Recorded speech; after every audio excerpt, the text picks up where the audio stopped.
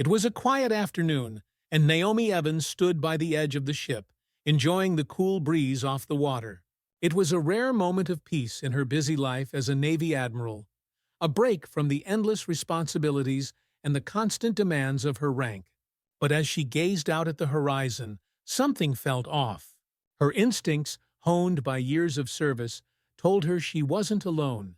Moments later, 3 police officers stormed onto the deck, their hands on their weapons, eyes filled with suspicion. "Hey, you there!" one officer barked. "What are you doing here?" Naomi turned calmly, her posture composed. "I'm Admiral Naomi Evans," she began, reaching for her ID. But the officer's eyes narrowed. He didn't seem to care about her words. To him, she was just another suspect, just another threat. Have you ever been in a situation where, no matter what you said, no one believed you? Where your identity, your truth, didn't matter because they had already made up their minds about who you were? Naomi was about to face the hardest test of her career, not on the battlefield, but here, at home, against those sworn to protect and serve. What happens when authority goes unchecked, and the uniform you're so proud of becomes invisible? What began as a routine day would soon become a fight for justice. Part 1. The Arrest. Opening scene. It was a calm, breezy afternoon on the sea, the sky stretching out in a serene blue, contrasting sharply with the tension brewing on the deck of the naval vessel. Officer Mullins's hand gripped his holster, eyes narrowed as he stepped toward a figure standing by the railing. His tone was sharp, unmistakably accusatory. "Hey, you there!" he barked, his voice cutting through the air. "Hands where I can see them! Now!"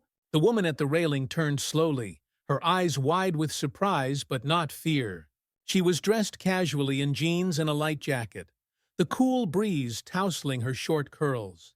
To the officers, she looked out of place, like someone who didn't belong on a naval ship.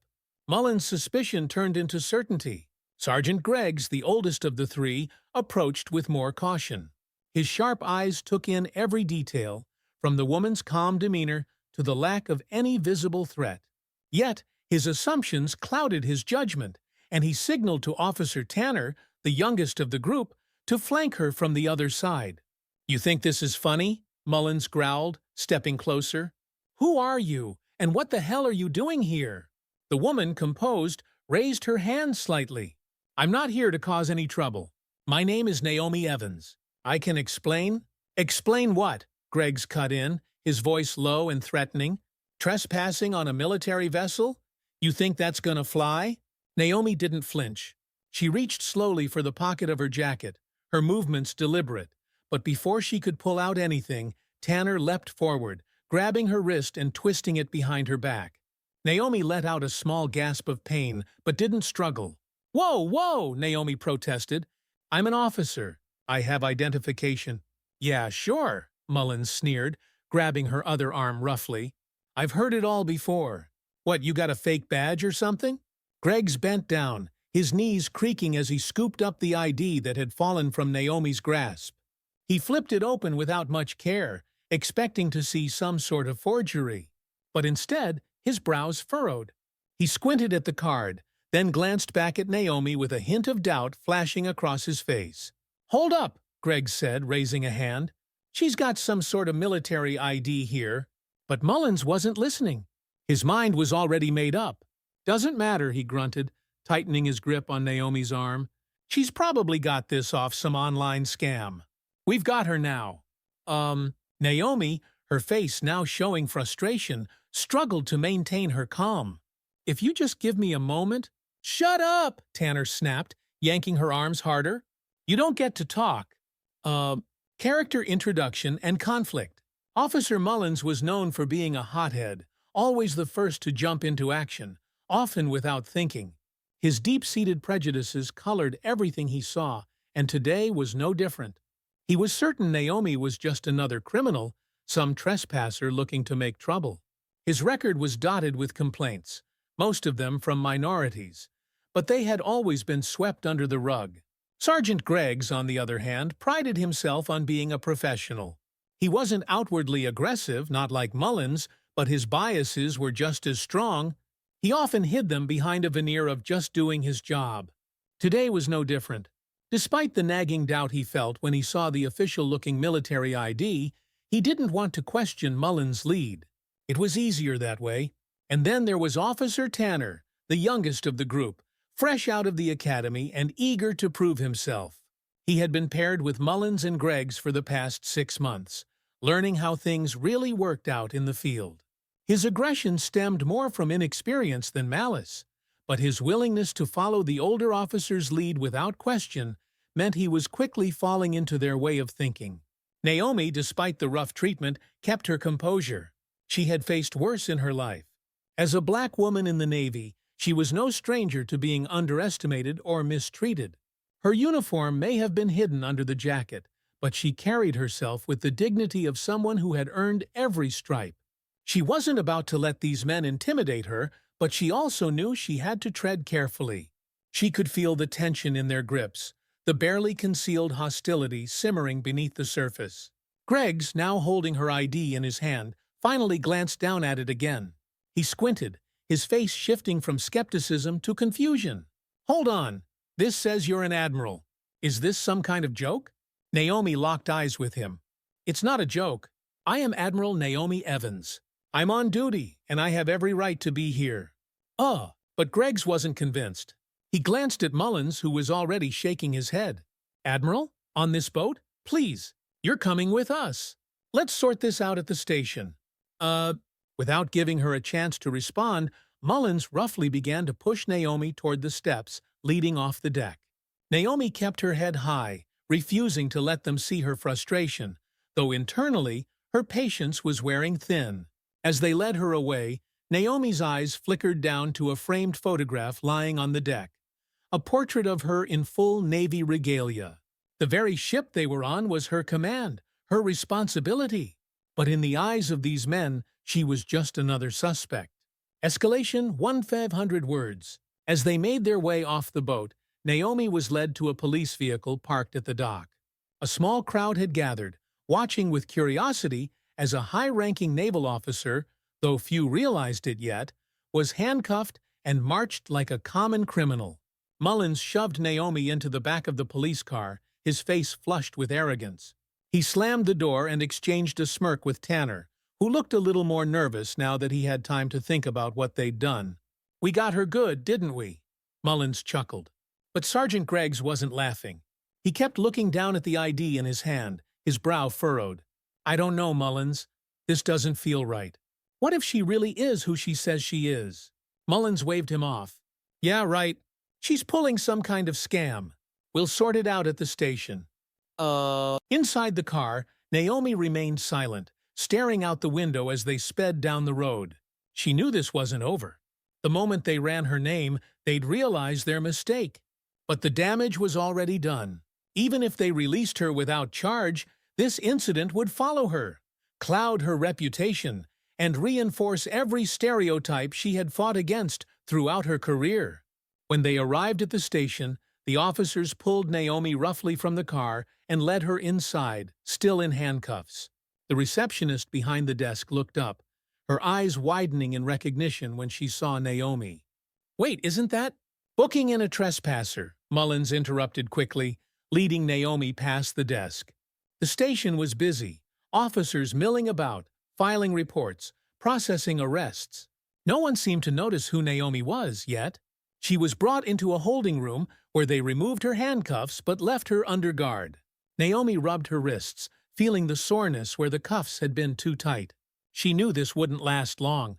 As soon as someone higher up recognized her name, the tables would turn. But that didn't erase the humiliation, the violation of her rights, the blatant racism she had just endured. Outside the room, Greggs and Mullins argued quietly. "We need to run her name through the system," Greggs insisted. "I've got a bad feeling about this." Mullins crossed his arms. "You're getting soft, Greggs. She's just trying to scare us with some fake ID. We'll toss her in a cell and let her sweat it out." Greggs hesitated, then finally nodded. "Fine. But if this comes back on us—" "It won't," Mullins snapped. "Trust me." Okay, but Greggs' doubt lingered. Part 2. Naomi's background. Naomi's story.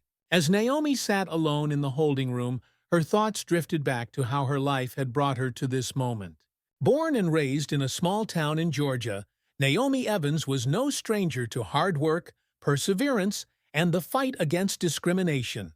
Growing up, she had always been determined to rise above the limitations society placed on her as a black woman in America. Her parents, both hardworking and dedicated, instilled in her the values of integrity, resilience, and ambition.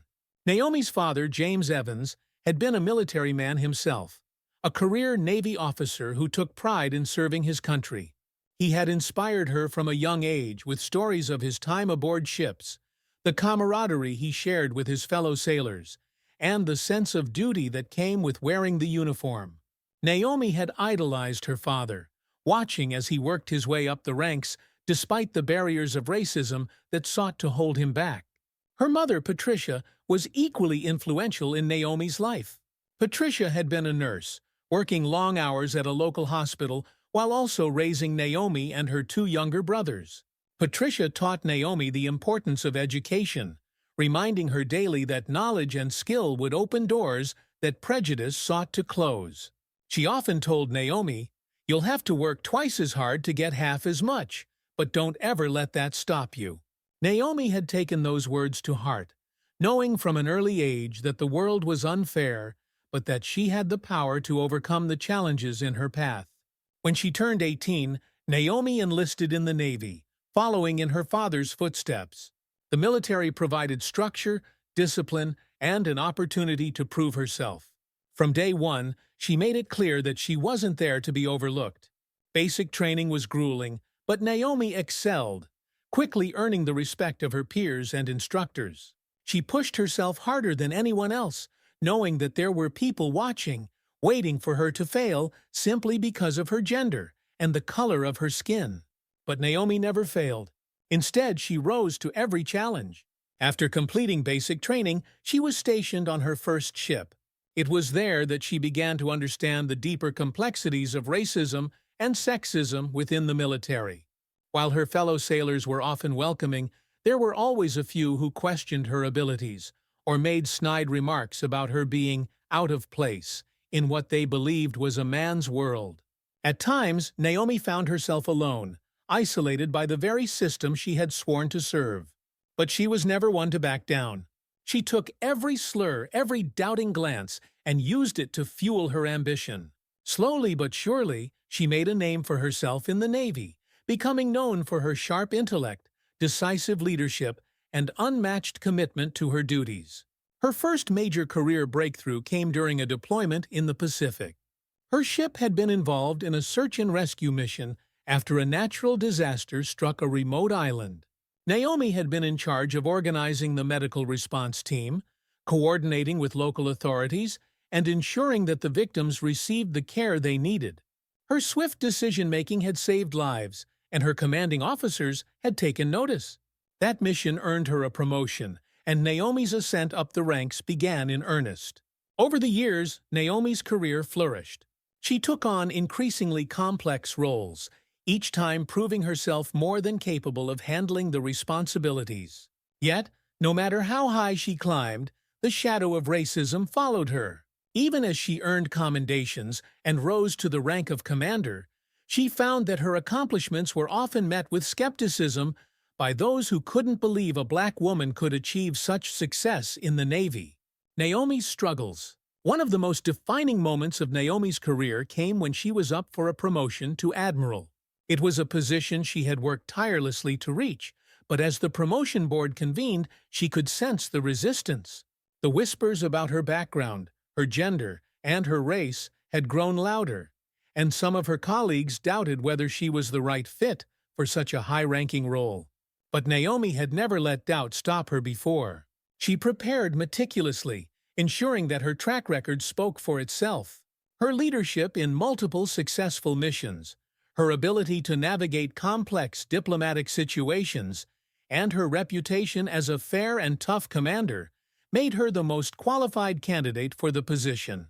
However, when the time came for the board to announce their decision, Naomi faced a familiar obstacle: an unexpected delay in her promotion.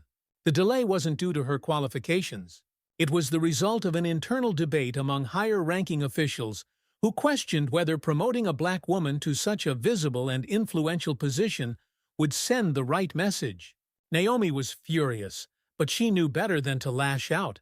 Instead, she leaned on her supporters, senior officers who had witnessed her competence firsthand, and lobbied quietly but effectively for her promotion to be reinstated. It took time, but eventually, the board had no choice but to recognize her accomplishments.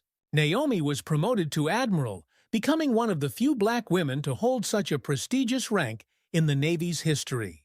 But the victory was bittersweet. Naomi knew that even as an admiral, she would continue to face the same challenges. Racism and sexism weren't issues that could be outrun, even by someone in her position.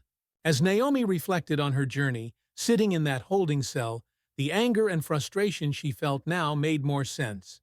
She had fought for years to prove her worth, only to find herself in handcuffs, treated like a common criminal by men who didn't care about her accomplishments or her rank.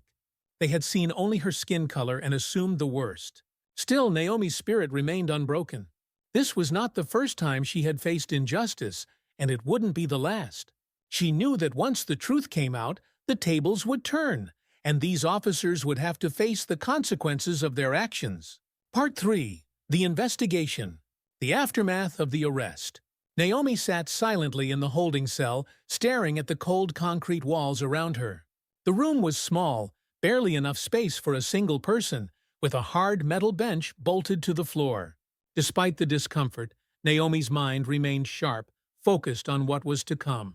She knew that the clock was ticking.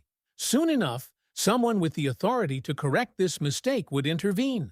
But every passing minute felt like an eternity. Outside the holding room, the officers were still debating what to do next. Sergeant Greggs, who had been holding Naomi's ID card the entire time, was growing increasingly anxious. He couldn't shake the feeling that they had made a colossal mistake, but his reluctance to challenge Mullins had kept him silent. The longer he waited, the heavier the tension became. "Run her name," Greggs finally said, walking up to the desk where Mullins was filling out paperwork for Naomi's arrest.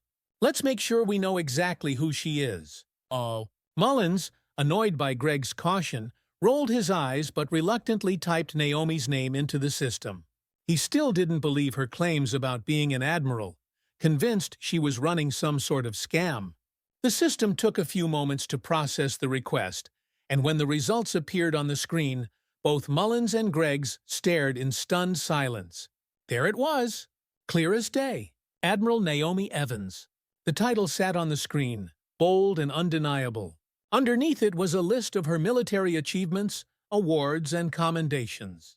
The woman they had handcuffed and thrown into the back of a police car was not only a high-ranking officer, but one of the most decorated naval officers in recent history. Greggs felt a cold sweat break out on his forehead. His hands trembled as he pointed at the screen. "She's telling the truth, Mullins. She's an admiral." Mullins' face contorted in disbelief.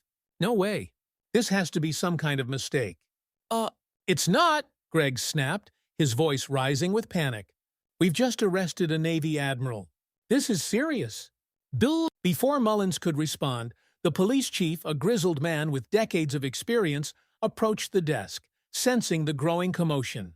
"What's going on here?" he asked, his voice gruff. Greggs quickly explained the situation, showing the chief the information on the screen. The chief's expression darkened as he realized the gravity of the situation. His eyes flickered toward Mullins, who stood frozen in place, suddenly aware of the storm they had just unleashed.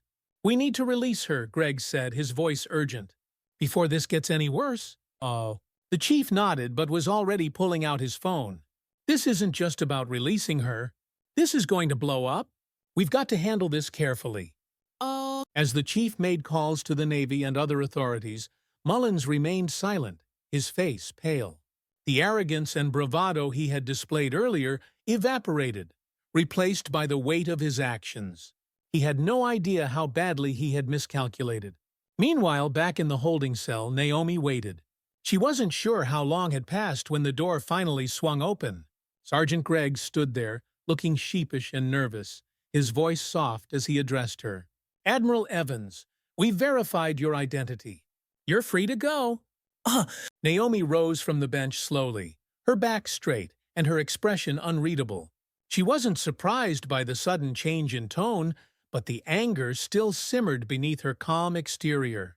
I want my things, she said coldly, and I want an explanation. Duh. Greggs nodded, leading her back out into the station where the police chief was waiting for her, phone still in hand. Admiral, I deeply apologize for the misunderstanding. This was a mistake on our part. Naomi's gaze was icy. Mistake? You call being handcuffed, thrown into a car, and treated like a criminal a mistake? The chief cleared his throat. We didn't realize who you were.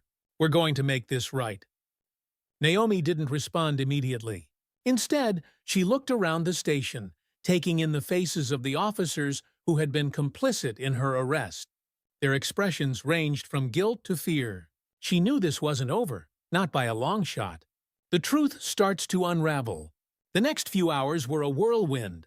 News of the incident spread like wildfire through the Navy, and it wasn't long before Commander Eric Green, Naomi's closest friend and colleague, arrived at the police station. His face was tight with anger as he strode in, his Navy uniform immaculate, a stark contrast to the disorganized and panicked officers who scurried around the station. Admiral Evans, Green greeted her with a formal nod, though his concern was evident in his eyes. I came as soon as I heard. Bow. Naomi gave him a small nod, her frustration still bubbling beneath the surface. Thank you, Commander. It seems the police here had some miscommunication. Green's jaw tightened. Miscommunication? This is beyond that. We're going to have to take this up the chain of command. The police chief, who had been listening nearby, stepped forward hastily. Commander Green, please. We're doing everything we can to fix this situation. This was an unfortunate mistake. The officers involved will face disciplinary action. This isn't just about disciplining a few officers, Green interrupted, his voice sharp. This is about accountability. Admiral Evans was mistreated, and we both know this wouldn't have happened if she wasn't a black woman. The chief flinched, clearly uncomfortable with the accusation, but he didn't deny it. We understand the gravity of the situation. Please let us handle this. Naomi, who had been silent for most of the exchange, finally spoke. No, she said firmly. This won't be swept under the rug. I want every detail of what happened to be documented, and I want the officers responsible to answer for their actions. Green nodded in agreement. We'll make sure this is handled properly, Admiral. The police chief's face paled even further. He knew what was coming. A public scandal, legal ramifications, and the end of several careers, including Mullen's and Greg's. Naomi's military ID had been returned to her, along with her other personal belongings, and she was finally free to leave the station. As she stepped outside into the fresh air, the weight of the situation still lingered over her, but so did her resolve. She wasn't going to let this slide, not after everything she had fought for. Commander Green walked beside her, his expression grim. This is going to get ugly, Naomi. You know that, right? She nodded, her face set in determination. Good. It's about time this country starts addressing the real issues. Part 4, The Media Frenzy Approx. 3,000 words. Media coverage. The moment Naomi and Commander Green stepped out of the police station, they were greeted by the flashing lights of camera crews and the shouts of reporters clamoring for a statement. Word of the arrest had leaked, and by the time Naomi was released, the media had swarmed the area, eager to cover the story of a Navy admiral being unlawfully detained by local police. Admiral Evans! Admiral Evans! Can you comment on your arrest? One reporter called out, holding a microphone toward her. Others followed suit, bombarding her with questions about the officers involved and how she planned to respond. Naomi kept her face composed, but the sight of so many reporters, some of whom had already twisted the story, made her uneasy. She had always tried to keep her personal struggles private, focusing instead on her career and the work she did for the Navy. Now, the entire world would know about her arrest, and she wasn't sure if she was ready for that kind of spotlight. Commander Green placed a steadying hand on her arm. You don't have to say anything right now, he murmured. We'll handle this the right way, on our terms. Naomi nodded but took a deep breath, stepping forward to address the crowd of reporters. She couldn't ignore the situation, not when so many people were already demanding answers. I want to be very clear about what happened today, Naomi said, her voice calm but firm. I was unlawfully detained and mistreated by the police, despite clearly identifying myself as a Navy admiral. This incident reflects a broader issue of systemic racism and abuse of power in law enforcement, and I intend to take legal action to ensure that justice is served. Her statement was met with a flurry of questions, the reporters pushing forward to get more details, but Naomi held up a hand, signaling that she was done speaking. She turned away from the cameras and walked toward the car, waiting to take her back to the naval base, her mind already focused on the next steps. As she and Green drove away, the media frenzy only grew. Within hours, the story was everywhere, on television, social media, and news websites. Headlines ranged from Navy Admiral arrested in shocking incident to racist cops detain black naval officer.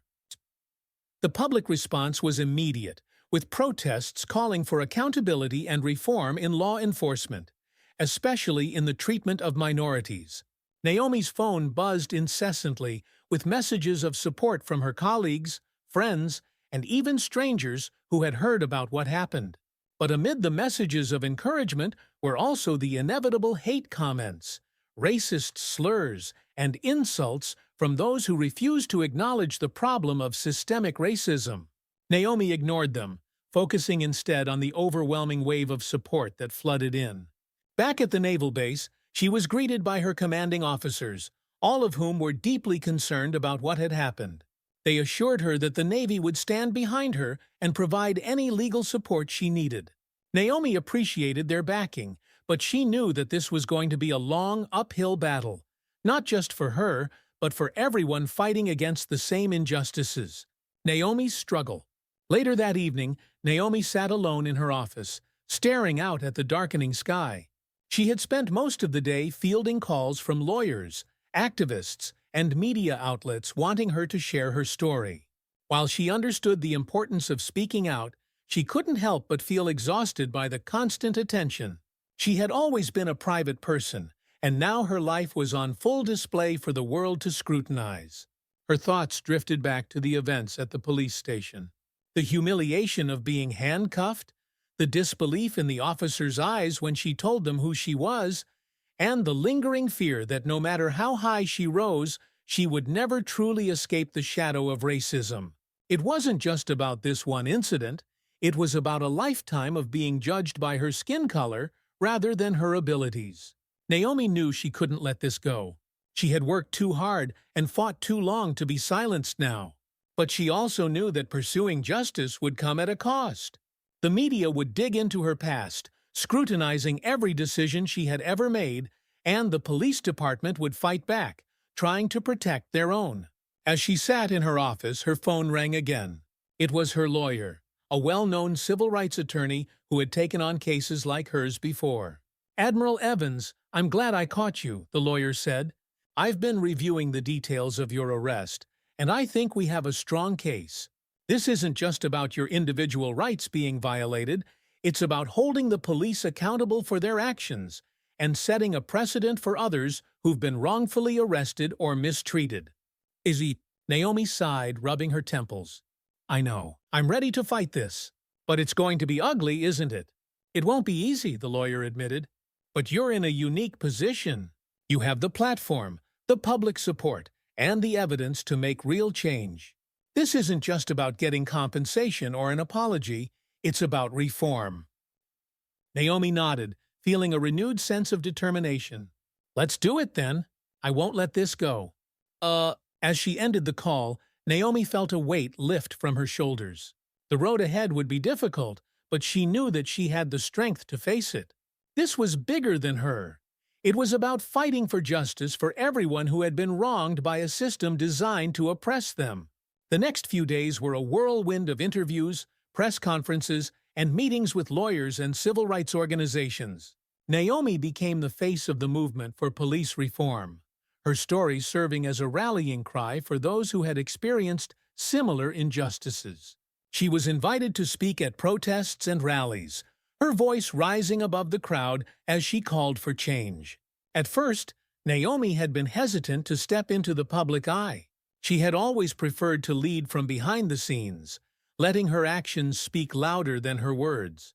But now, she realized that her voice mattered, that by sharing her story, she could inspire others to stand up against racism and discrimination. Despite the pressure and the media scrutiny, Naomi remained focused. She knew that this wasn't just about her, it was about the countless others who had been silenced, mistreated, and ignored. She wasn't just fighting for herself, she was fighting for all of them. Part 5. The Trial and Resolution Approx. 3,000 words. The trial begins. The courtroom was packed. Reporters lined the back, cameras flashing as Naomi Evans entered the room. She was calm and composed, dressed in her Navy uniform, the gleaming medals on her chest a stark reminder of the respect and honor she had earned over the years. Her lawyer, Mr. David Porter, walked beside her, his expression as sharp as his reputation as one of the top civil rights attorneys in the country. The defendants, Officers Mullins, Tanner, and Greggs, sat across the room, their faces pale and tense. They were no longer the arrogant, confident men who had arrested Naomi on that fateful day. Now, they were scrambling to defend their actions in front of the entire nation. As Naomi took her seat, she glanced around the courtroom.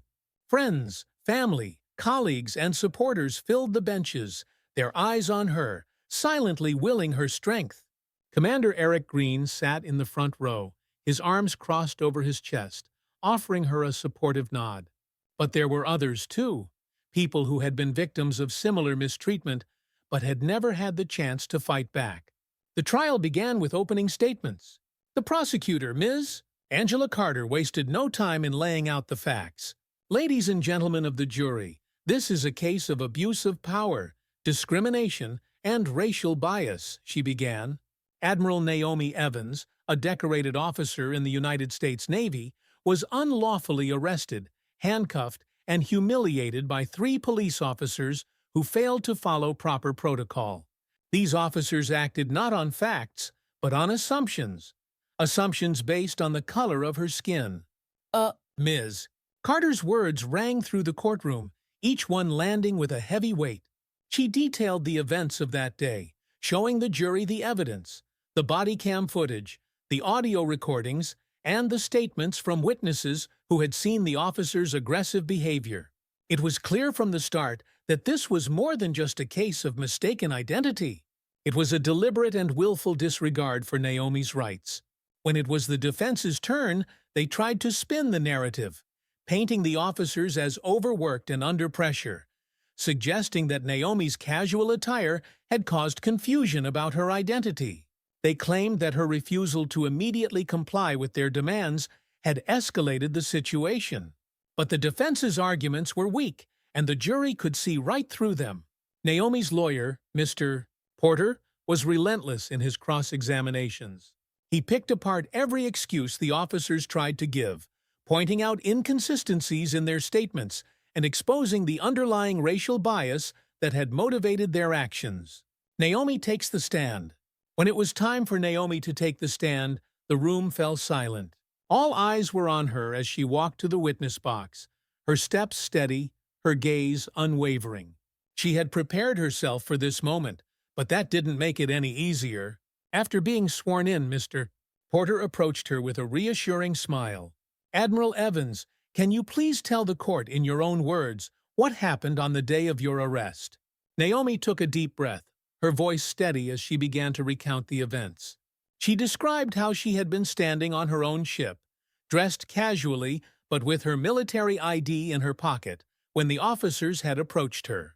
She explained how she had tried to identify herself, only to be met with aggression and disbelief. They didn't see me as an officer, Naomi said, her voice tinged with a mix of frustration and sadness. They saw me as a threat. It didn't matter that I told them who I was. It didn't matter that I had my ID. They assumed that because of the color of my skin, I didn't belong there. Her words hung in the air, the truth of her experience sinking into the minds of the jury and everyone in the room. Mr. Porter asked her to explain how the arrest had impacted her, not just in the immediate aftermath, but throughout her career and life. It wasn't just about the handcuffs or the humiliation, Naomi continued. It was about the message it sent, that no matter how hard I worked, no matter how much I accomplished, I could still be reduced to nothing in the eyes of people who see me as less because of my race. This incident wasn't just an isolated event. It was a reminder of the systemic racism that still exists in this country. Naomi's voice never wavered, even as she spoke about the deep emotional toll the arrest had taken on her. She wasn't just fighting for herself anymore. She was fighting for everyone who had ever been wrongfully arrested, mistreated, or judged because of the color of their skin. As she finished her testimony, there wasn't a single person in the room who wasn't moved by her words. Even the defense attorneys seemed to shift uncomfortably in their seats, realizing that their case was crumbling. Justice is served. After days of testimony, cross-examinations, and emotional statements, the trial finally came to a close. The jury deliberated for several hours, but it was clear that the evidence and testimony had left a strong impression. When they returned to the courtroom to deliver their verdict, the tension in the air was palpable. The judge, a solemn figure who had presided over the case with fairness and integrity, asked the jury foreman to read the verdict.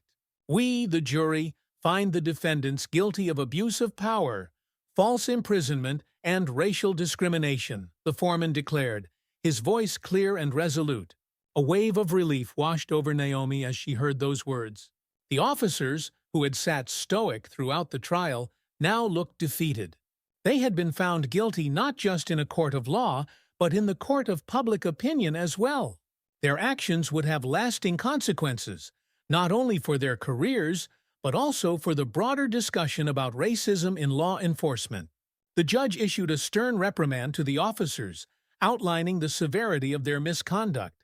They were sentenced to significant fines, community service, and were permanently removed from their positions. The verdict sent a powerful message to law enforcement across the country. Racism and abuse of power would no longer be tolerated. As Naomi left the courtroom, she was surrounded by supporters, reporters, and friends. Commander Green was there, his hand resting on her shoulder as a show of solidarity. "You did it," he said, his voice filled with pride. Naomi nodded, but her expression was thoughtful. "We did it. This was never just about me." "What?" The media swarmed, eager to get Naomi's reaction to the verdict. She gave a brief statement, her voice strong and clear. "Today, justice was served. But this is just one victory in a much larger battle. We have a long way to go in addressing the systemic racism that continues to plague this country. I'll continue to use my platform to fight for change, and I hope others will do the same. You made mistakes, serious mistakes. You're going to pay for them, whether you like it or not." Mulligan glared at him, but the anger that had once fueled him had been replaced with despair. He had no more fight left in him. "Make peace with it," Pierce said before standing up to leave. "There's nothing else to be done." Chief Carter's new beginning. For Chief Carter, the end of the trial marked the beginning of a new chapter. The lawsuit against the police department had set the wheels of reform in motion. Changes were being implemented throughout the department, including mandatory racial bias training, stricter oversight of officer conduct, and new protocols for traffic stops and arrests. Carter was determined to see these reforms through, but he knew that his work was far from over. The battle for accountability and justice in policing was ongoing, and this case was only the first step. But he was ready for the challenge. Sitting in his office, Carter received a call from the mayor's office. Mayor Joanna Morales had been one of his strongest allies throughout the trial, and now she wanted to discuss the next steps in their plan to reform the department. "Raymond, I just wanted to congratulate you on the verdict," Morales said. "This case has opened a lot of doors for us to make real change. I know it wasn't easy, but you've done something remarkable." Carter nodded, though his tone was cautious. "Thank you, Joanna, but this is just the beginning. We have a long way to go." Morales agreed, We'll make sure those reforms are pushed through. The public is behind us, and after what happened, we have the momentum we need." Carter hung up the phone, staring out the window of his office. The city was still buzzing with the aftermath of the trial, but he knew that this moment of progress couldn't be taken for granted. It would take constant vigilance to ensure that real, lasting change was made. But for the first time in weeks, Carter allowed himself a moment of peace. Justice had been served, and the fight for reform was moving forward. As he sat back in his chair, Carter knew that the road ahead would be long, but he was ready for whatever came next. Part 5. The Road to Redemption and Reform. The sentencing of Officer Brent Mulligan was only days away, and the city remained in a state of heightened awareness. The trial had been a catalyst, sparking a conversation that was now impossible to ignore. From community leaders to the highest levels of government, everyone was weighing in on what changes needed to be made in the wake of the incident.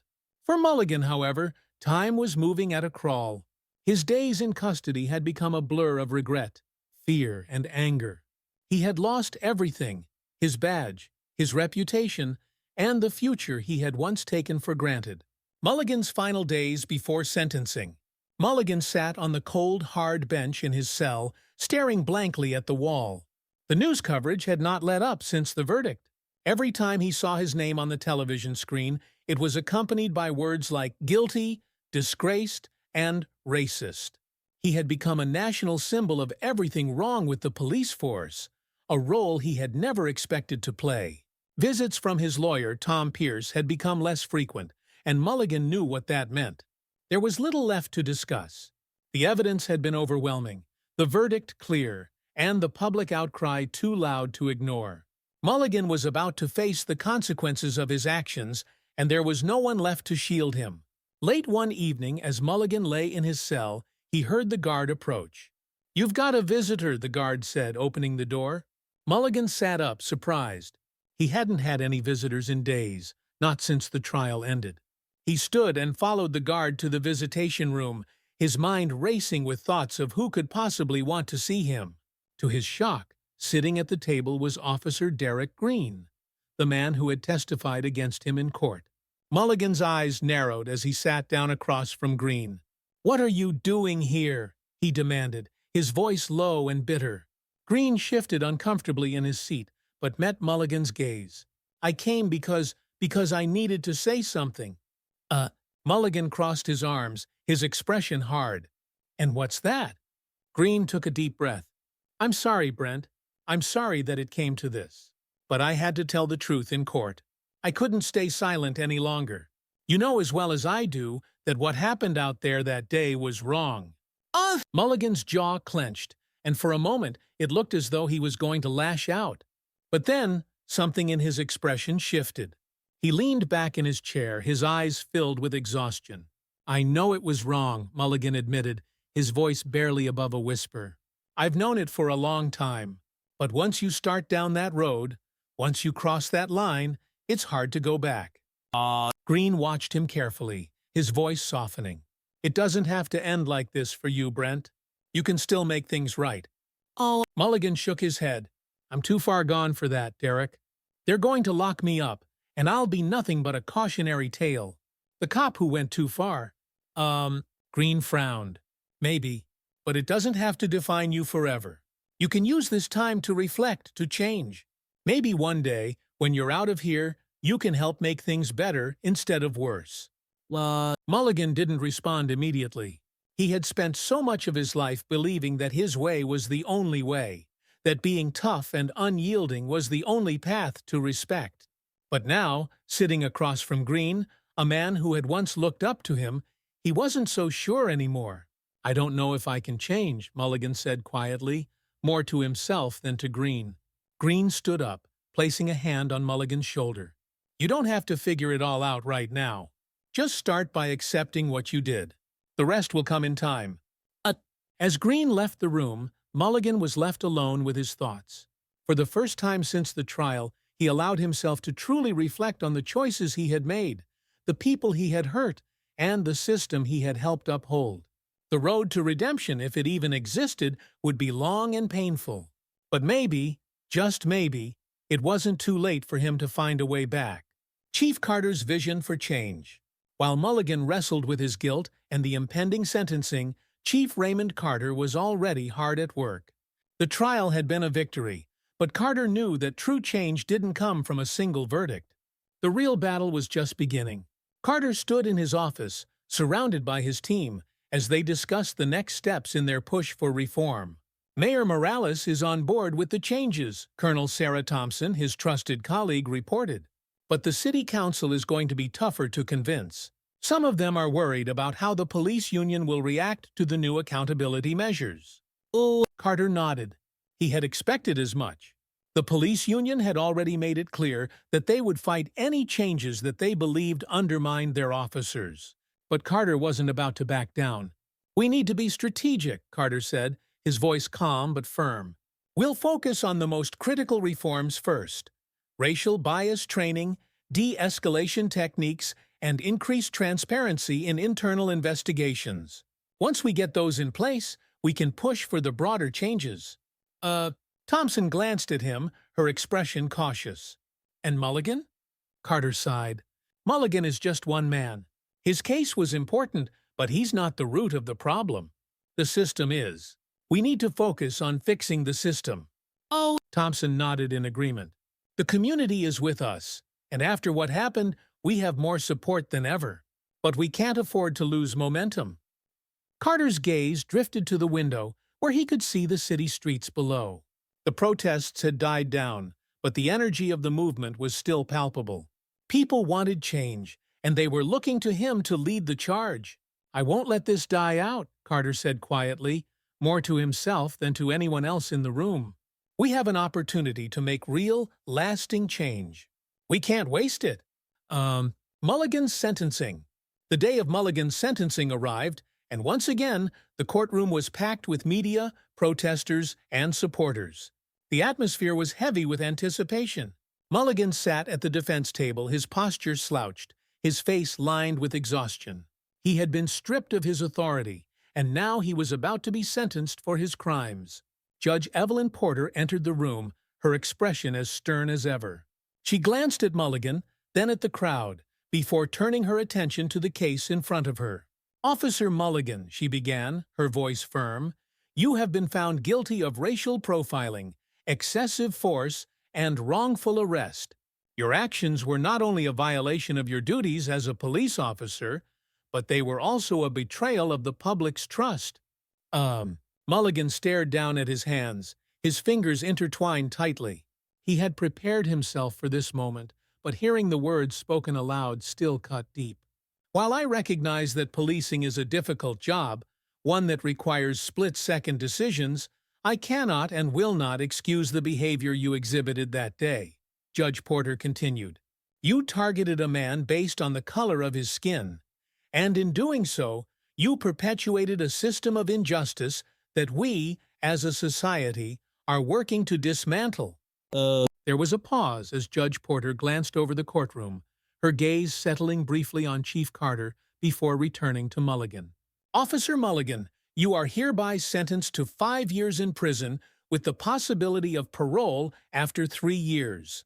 I hope that during this time you reflect on your actions and the damage they have caused, not just to Chief Carter, but to the community you swore to protect." The gavel came down, and it was done. Mulligan was led away in handcuffs once again, his future now confined to the walls of a prison.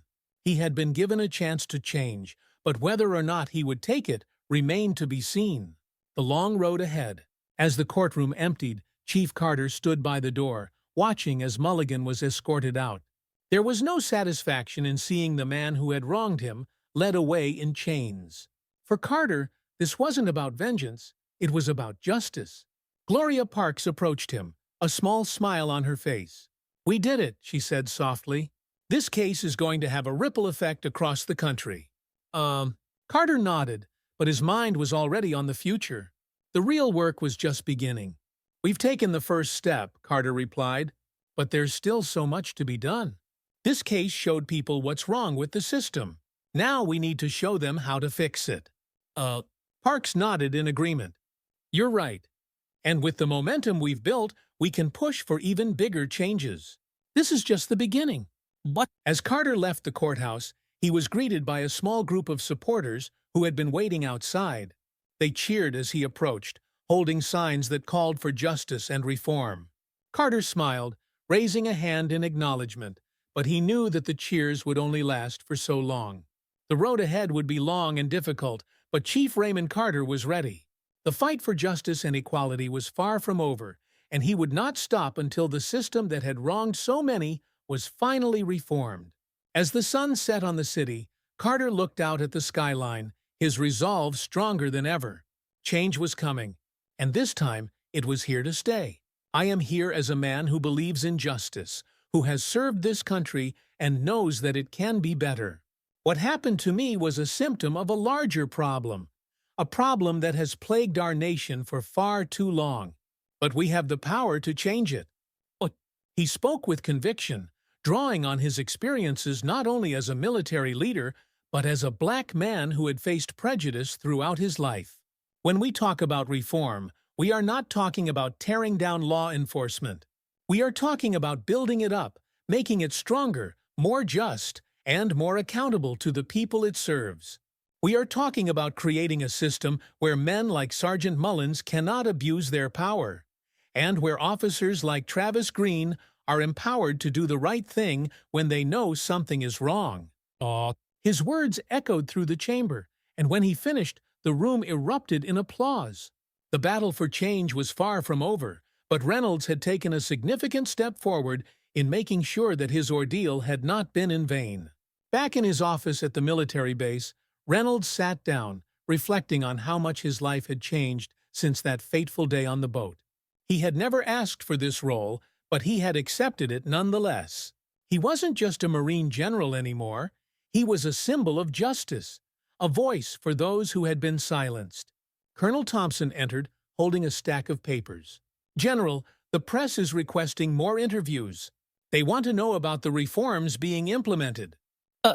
Reynolds smiled faintly. "It never ends, does it?" Thompson shook her head. "No, sir, but you've started something important, and I think you're the right man to see it through." "Oh!" Reynolds looked out the window, the sun setting over the base.